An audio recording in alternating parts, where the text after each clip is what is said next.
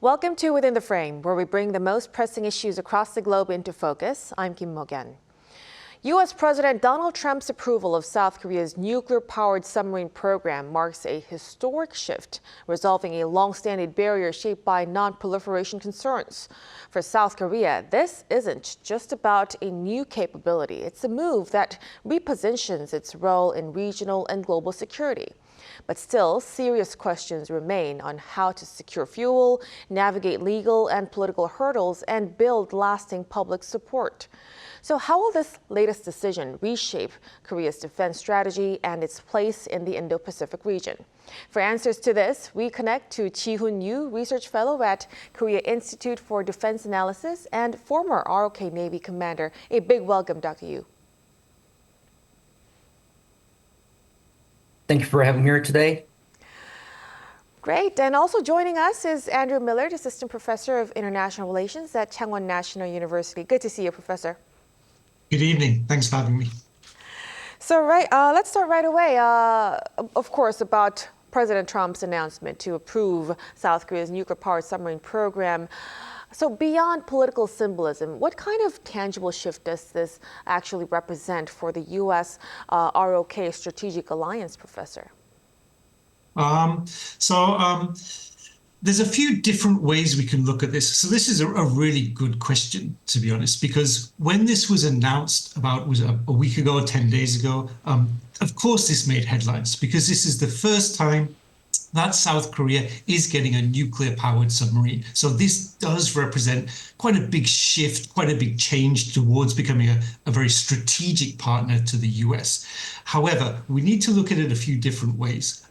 The first way we can look at it is that this is the US military, this is the US government saying, "Ooh, we have now a lot of confidence that South Korea, if we give it slightly better equipment, does have the capabilities really to take on much bigger responsibility in the sort of security of the Korean Peninsula and maybe also the wider region." So we know Lee Jae-myung, he's been pushing to regain operational control, not only in peacetime, but also in wartime. So this is a big step basically for the US kind of accepting that South Korea does now have that capability. So that's one significant way we can look at it. Now, on the other hand, this is also Donald Trump giving the approval. So is this Donald Trump looking at the whole situation and really looking at this not through a military lens, but through basically a transaction lens? Is this just for Donald Trump, the business aspect?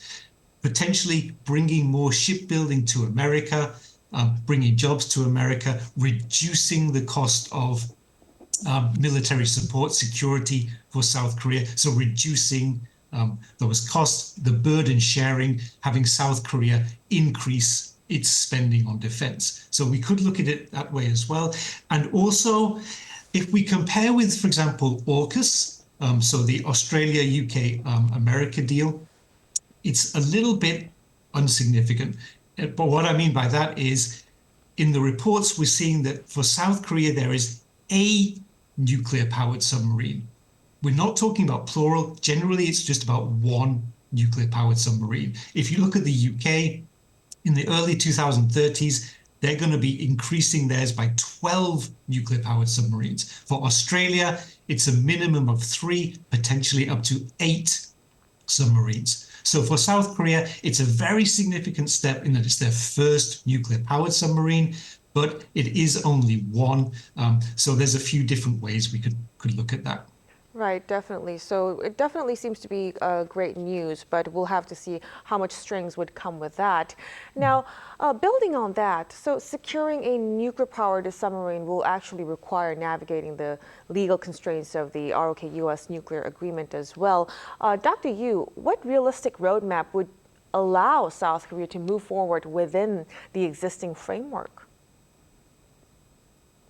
Well, I believe acquiring a nuclear-powered submarine under the current ROK-US nuclear agreement is definitely difficult, but achievable with a realistic and step-by-step approach. South Korea should first make it clear that its objective is limited to nuclear propulsion, not nuclear weapons, that the program will fully comply with non-proliferation obligations. Within that understanding, Seoul and Washington can work together to interpret and or modestly adjust the existing 123 agreement so that cooperation on neighbor propulsion becomes possible under strict safeguards. At the same time, both sides can engage the IAEA, International Atomic Energy Agency, to establish a transparent system for managing nuclear fuel. For example, using lifetime cords supplied and later retrieved by the United States. This approach maintains a legal and political consistency while providing South Korea with the operational endurance it needs. The roadmap, in essence, combines legal precision, technical safeguards, and diplomatic transparencies, allowing South Korea to move forward responsibly within the existing framework. So as we speak of the bilateral dynamics, recent announcements actually indicate that the hull will be built in South Korea, while the fuel is to be supplied by the United States. So given some internal opposition, we know that it's from Washington. How should Seoul actually shape its diplomatic messaging to gain long-term support, Dr. Yu? I think South Korea's diplomatic messaging should focus on reassurance and shared strategic benefit. The key is to frame the project not as a unilateral South Korean ambition, but as a joint effort that enhances the ROK-US alliance, expands deterrence in the Indo-Pacific, and fully respects non-proliferation norms. The U.S. concerns are mainly related to technology control and political optics. So South Korea should emphasize that entire process from fuel supply to spent fuel return will be conducted under U.S. oversight and IAEA transparency. This isn't about developing nuclear capability, but about improving, undersea endurance and alliance interoperability. Equally important is close cooperation with the United States Navy. South Korea's nuclear-powered submarine initiative should be seen as directly contributing to a more stable maritime security order in the Indo-Pacific region and to enhance the combined neighbor deterrence between the two allies. I believe that by cultivating understanding and support within the U.S. Navy as an operational partner that recognizes the strategic value of this capability, South Korea can also help generate stronger political backing in Washington. Ultimately, this project should be linked to broader alliance objectives, such as revitalizing U.S. shipbuilding capacity, creating defense industrial synergies, and reinforcing the collective maritime posture of the alliance. By communicating these benefits clearly and consistently, South Korea can turn, potential skepticism into a shared sense of strategic ownership and long-term support. Certainly. So it's not really just about technology, but clearly more about roles and trust between the two sides. So for this cooperation to actually materialize, some people suggest a division of labor model between the U.S. and South Korea. Professor Millard, what sort of technical and operational role sharing do you think would be most realistic and effective as well? So again, another good question. And this is really kind of right now, one of the key questions that, remember, this has still not been signed. The deal has been sort of talked about, but there's still nothing yet on paper signed. And as far as I know in the reports that I'm reading, there's still a big question of where are these submarines going to actually be built? Now, this is a big question because we know Donald Trump wants them to be built back in America. So there's been talk about the shipyard in Philadelphia, but there's big question marks over these. Firstly, the shipyard in Philadelphia, the infrastructure is just not capable of building these submarines. So this is going to add a lot of cost, but also a long time delay to get it started. Also in America, for their other submarines, they're already 12 up to 24 months delayed So there's already big delays in America. So the other option is, and which is what the South Korean want, bring it to Korea. Have these submarines built in Korean shipyards. But again, as Dr. Yu mentioned, then we come back to that issue of the technological transfer of the nuclear fuel systems being sent from America to South Korea, which could be overseen and verified by the IAEA. But that shouldn't be a big problem because also that's what's happening in Australia. So there's those different needs. When it comes to also the technical side, another advantage potentially of them being built in South Korea is it's not just them being built. Once they're built and put into operation, they need constant maintenance and upgrading and repairs. If these can be done in South Korea, this could also be very beneficial to the American Navy as well. What we've seen in the past is during especially the Cold War and early 2000s, the American Navy was mostly based in the Atlantic. So most of their shipyards are still on the east coast of America. Now that the Navy has shifted more to the Asia-Pacific, we still see fewer shipyards, fewer dockyards based on the western coast of America. So having the extra dockyards in Korea could be a benefit, not just for Korean submarines, but also for the American Navy as well. And in terms of operations, really what they need to be doing immediately is having training, joint training between the Americans and the Korean Navy, because here the Koreans will need to understand the systems, safety, the tactics that used in these sort of new lengthy operations. So operational wise, this is something we can start right now. Definitely. So as Professor Millard has mentioned, there's also been some confusion over President Trump's reference to the Philly shipyard, which lacks infrastructure for the submarine construction. So now that we hear that news that domestic construction is kind of confirmed, what kind of strategic and industrial value does this choice actually carry, Dr. Yu? Well, building the nuclear-powered submarine in South Korea carries both, strategic and industrial significance. Strategically, it shows that South Korea is taking ownership of a key alliance capability, developing advanced naval assets at home, while keeping the U.S. closely involved in propulsion and fuel supply. This division of labor strengthens trust and interoperability between the two allies. From an industrial standpoint, a domestic construction leverages South Korea's world-class shipbuilding and MRO ecosystem, led by Hyundai Heavy Industry and Hana Oceans, which already, dominate global naval productions. It ensures the technology retentions, job creation, and the growth of high-end nuclear maritime engineering capacity.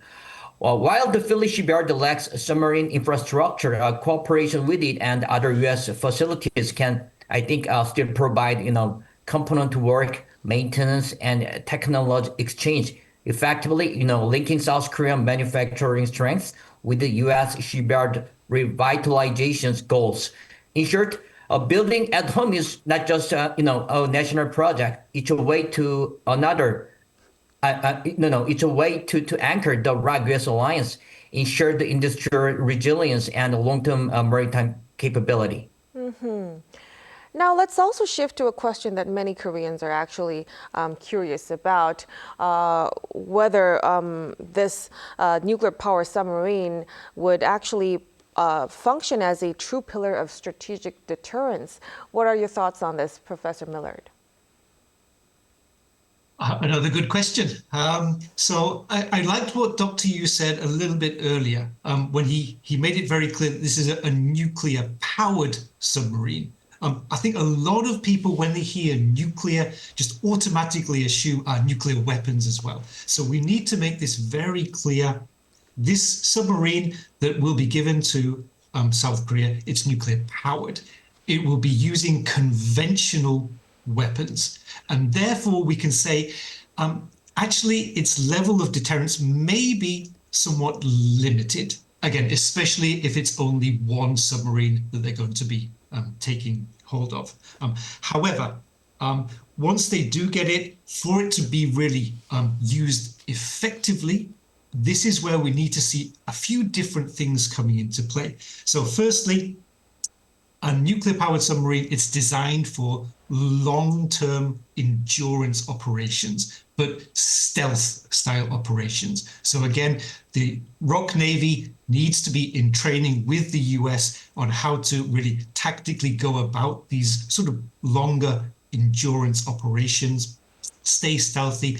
Also, how do the South Koreans, how do they guarantee that communications can be completely encrypted and maintained during these lengthy operations? If there's some sort of crisis, they have to be sort of guaranteed that this nuclear-powered submarine can be deployed anywhere at any time in any situation. And this will also therefore show the sort of the neighboring countries, we do now have this capability. Even in a crisis, we can communicate. We have our supply chains in place. We can deploy this submarine anywhere, anytime. And that will really make it quite a big asset to the ROK Navy. Mm-hmm. So the latest news definitely would deal a big blow to North Korea. Then, Professor Millett, how do you think the regime took this from both a military and a diplomatic standpoint? Well, obviously, I don't think they've been sitting at home applauding this by any means. But I think if you're realistic, I think most of the countries would be recognizing that at some point, South Korea was going to start updating its navy and its military. So I don't think they'll see this as a massive surprise. Maybe a little bit surprising given that the current sort of Donald Trump administration has not been so approving of the South Korean military. But generally, I think the North Koreans, Russia, China, they'll see this as a serious step. But in the immediate short term, I don't think they'll be too concerned. Where there is concern in the region, maybe also with Japan. So what we're hearing from Japan is that, if South Korea is now moving to a nuclear-powered navy, what does that mean for Japan? Because we have North Korea maybe also gaining equipment, getting technological know-how from Russia. We know China is going through a massive militarization project. Japan is the one kind of left on its own. And with new Prime Minister Takaichi in power, maybe we'll start to see some changes in Japan. So for the whole region, maybe we'll start to see some form of arms race developing. Right. So the latest news definitely impacted a lot of our neighbors in this regard. So like Professor Millett mentioned, the growing military coordination between North Korea and Russia also had been raising alarms in the past months. So could South Korea's latest nuclear submarine serve as a counter-deterrent in such a shifting threat landscape, Dr. Yu? Or as Stephen mentions, the growing military coordination between North Korea and Russia certainly changes the regional security calculus. If North Korea were to gain advanced submarine or missile technology from Moscow, it could accelerate the underwater arms race in Northeast Asia. In that context, a South Korean nuclear-powered submarine would serve as a critical counter-deterrent, not through nuclear weapons, but through superior endurance, stealth, and operational reach.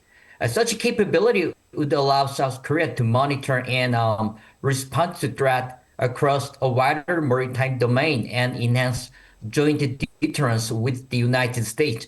It also sends a broader strategic message that the ROK-US alliance is evolving proactively to maintain stability despite the new forms of cooperations among authoritarian states. Ultimately, the goal is not escalation, but a credible deterrence, ensuring that any attempt to alter the balance of power through illicit technology transfers will not succeed. Mm-hmm. So beyond its actual role of, raising deterrence on the Korean Peninsula, my last question is, how might South Korea's nuclear submarine project actually elevate its role within the broader Indo-Pacific security architecture, Professor Millett? So here, this is where probably we're likely to see South Korea playing a bigger role. So right now, it has sort of those slightly more conventional diesel-powered submarines, which are basically designed for sort of more local operations. They can't really go too far without having to refuel and resupply. So now, if they do get this new nuclear-powered submarine, it's going to mean they are capable of going much further afield for longer times. And therefore, they can start playing a much more active role outside of the immediate sort of Korean Peninsula area. So potentially, this is where the United States may say, or in the future, sort of in the South China Sea, around Taiwan, maybe even down to the Philippines Sea, potentially even further north up to the Bering Sea, wherever the US needs extra support, this may be where they may call on South Korea to say, hey, this is where we need you. Go over there. So this is where they can play a bigger regional role. Right, definitely. So that will be a very powerful note to end our discussion tonight. Thank you so much for your insights, Professor Millard. Thank you. And of course, Dr. Yu, we really appreciate it. My pleasure. And that'll be all from us on Within the Frame. Be sure to tune in again next time as we continue to explore the stories that matter. Till then, stay informed and engaged.